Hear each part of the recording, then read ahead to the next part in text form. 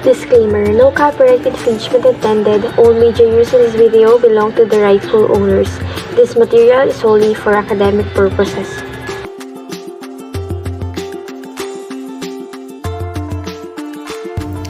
Let us all learn what is sociological criticism. Sociological criticism is literary criticism directed to understanding literature in its larger social context.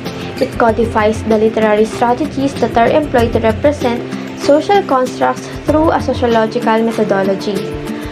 It analyzes both how the social functions in literature and how literature works in society.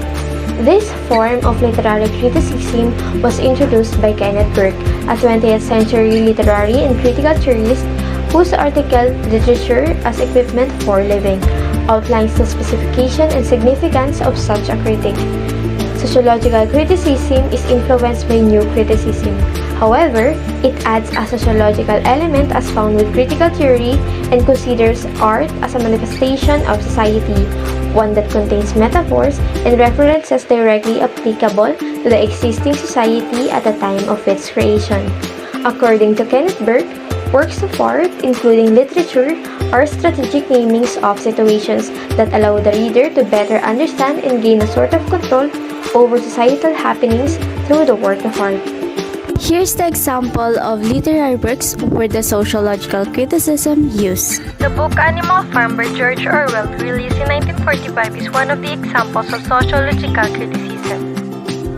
This book employs sociological criticism because the content of the book Animal Farm illustrates a metaphor of corruption and society weakness. It also contains the details of the 20th century and how the government affects society and how society deals with issues involving the government. Overall, the book Animal Farm implements sociological criticism due to its content about society. The song "Where's the Love" sung by the band Black Eyed Peas is an example of sociological criticism. It shows the message regarding society and current events experienced by individuals. The lyrics contain sociological concepts that the band used to express their views on the turmoil in our world. If you listen to this song, you will realize that it is so true in our lives that most of the people today are no longer in line with the expected living in our society. Killings, illegal activities, and social inequality. These are only some of those mentioned within the song lyrics that pertain to the experience of events happening in our world. Here's the sample review paper. Hard times, for these times, commonly known as hard times. It is the 10th novel by Charles Dickens, first published in 1854. The book surveys English society and satirizes the social and economic condition of the era. Social criticism in Dickens' Hard Times exposes how people were turning into machines.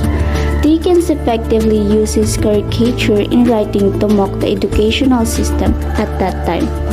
There are also elements of exaggeration, repetition, and allusions to emphasize the mockery against utilitarianism.